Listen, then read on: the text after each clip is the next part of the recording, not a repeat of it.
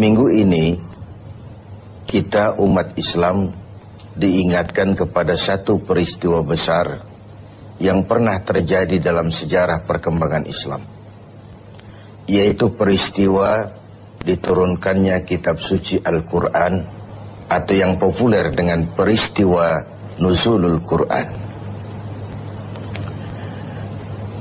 Setiap agama mempunyai kitab-kitab suci tentu. Orang Yahudi punya kitab Taurat. Orang Nasrani punya kitab Injil. Orang Hindu punya kitab Weda.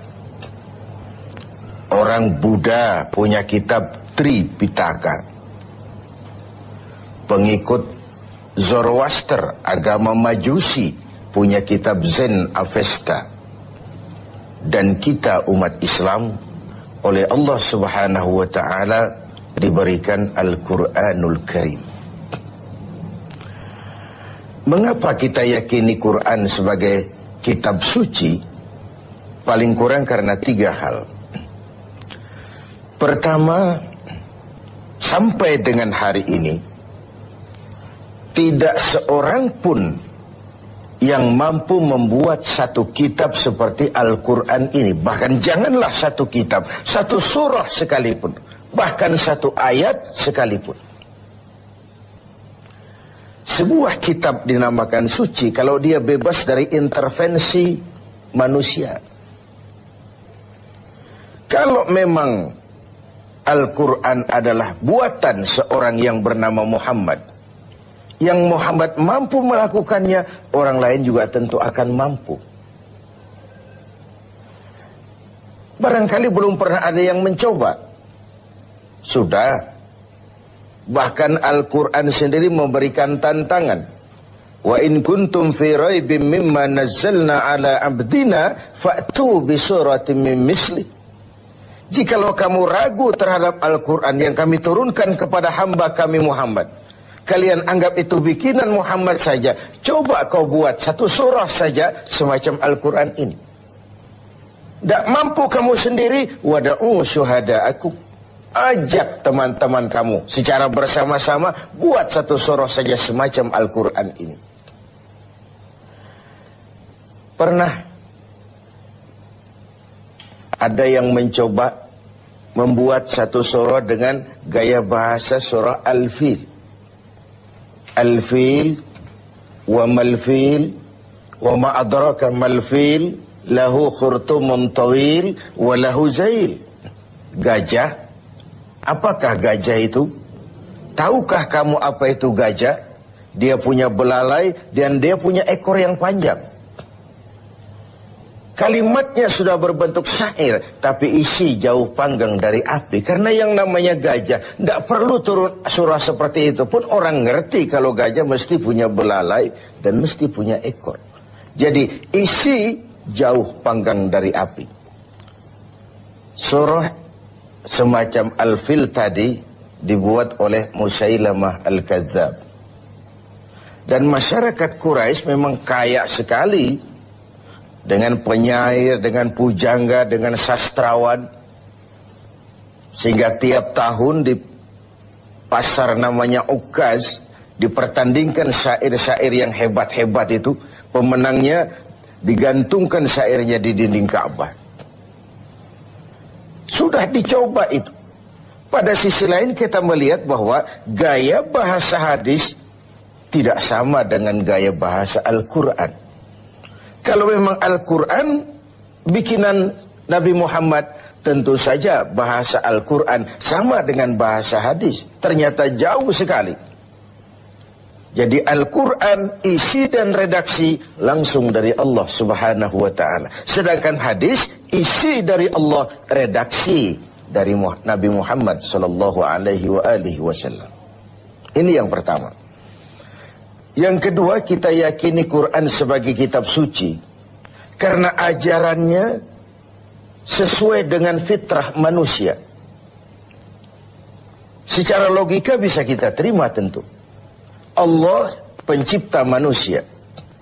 Allah tahu benar batas kemampuan maksimal yang dimiliki oleh manusia. Karena itu kitab suci yang diturunkan untuk manusia tentu sesuai dengan fitrah manusia itu sendiri. Sama dengan pabrik mobil di Jepang bikin mobil namanya Toyota. Seiring dengan itu dia keluarkan buku panduan tentang mobil Toyota itu. Mobil ini namanya Toyota, kecepatan maksimal sekian ratus kilometer per jam, bahan bakarnya ini, kalau rusak memperbaikinya begini, onderdilnya ini. Karena pabriknya lah yang membuat mobil, pabriknya juga yang mengeluarkan buku petunjuk, tentu saja buku itu sesuai benar dengan mobilnya. Lalu tidak mungkin juga kita punya mobil Toyota rusak, kita perbaiki dengan buku panduan yang dikeluarkan oleh pabrik mobil Fiat misalnya. Tentu saja tidak cocok.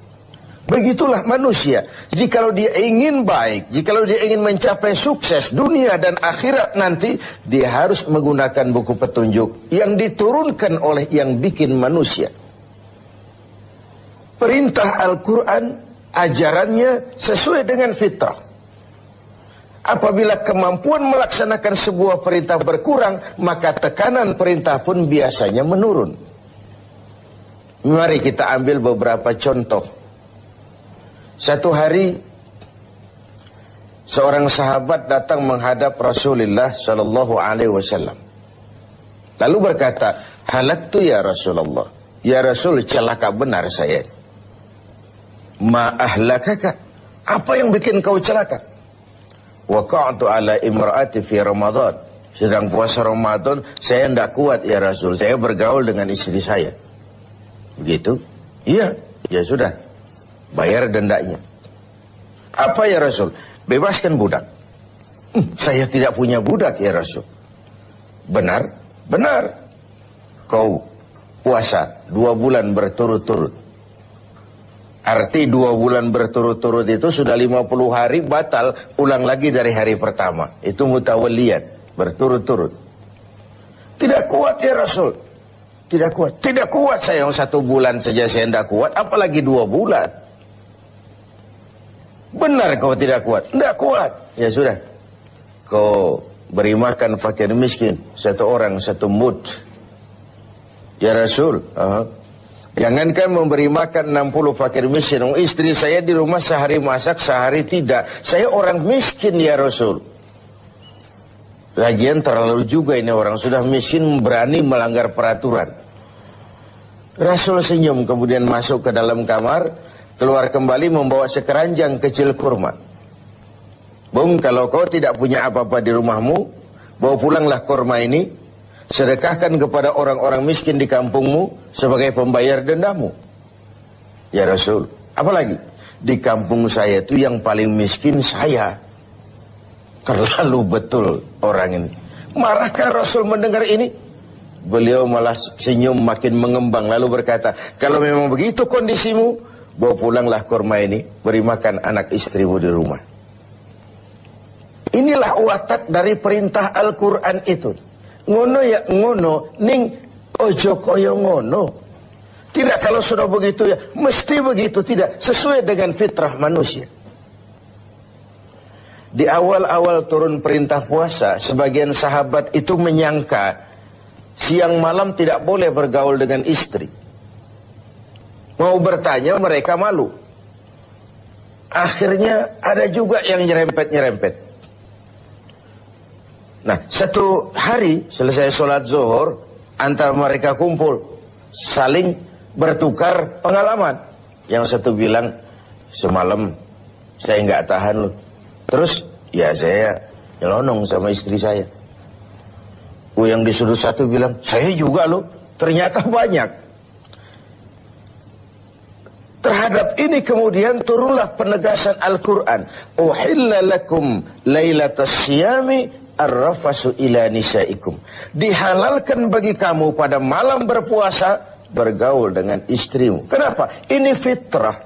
Ini manusiawi. Kalau siang tidak boleh, malam pun tidak boleh. Sebulan penuh. Apa ndak pingsan manusia itu? inilah fitrah. Sesuai dengan fitrahnya. Semua ajaran agama, semua konsep Al-Quran sesuai dengan fitrah manusia.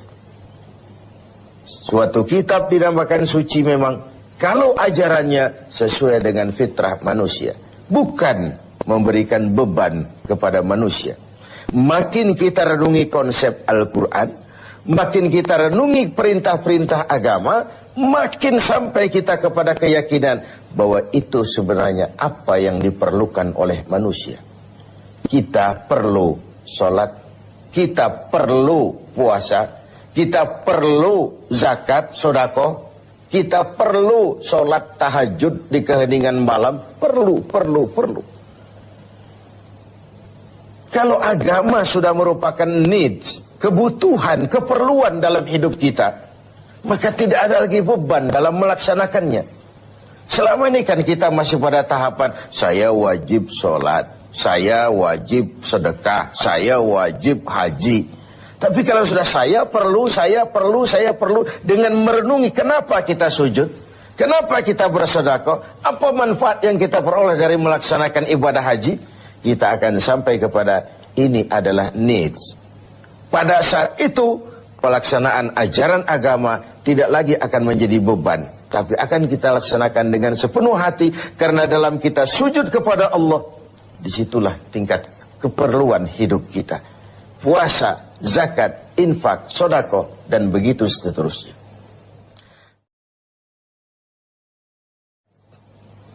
Yang ketiga, kita yakini Quran sebagai kitab suci karena isinya tidak saling bertentangan. Bagaimana mungkin sebuah kitab suci ajarannya saling kontroversi, isinya saling simpang, saling silang. Di satu ayat dia ajarkan Tuhan Esa, di lain ayat dia ajarkan Tuhan tiga. Bagaimana kitab suci bisa saling silang seperti ini? Sebuah kitab dinamakan suci kalau isinya tidak saling bertentangan. 6.666 ayat, 30 juz dan 114 surah, tidak satu pun yang saling silang, tidak satu pun yang saling bertentangan. Oleh karena itu, dengan memperingati turunnya Al-Quran, mari kita banyak membacanya. Dan membaca adalah pengantar untuk bisa mengerti dan memahami. Sedangkan mengerti dan memahami adalah pengantar untuk bisa mengamalkannya dengan sebaik-baiknya.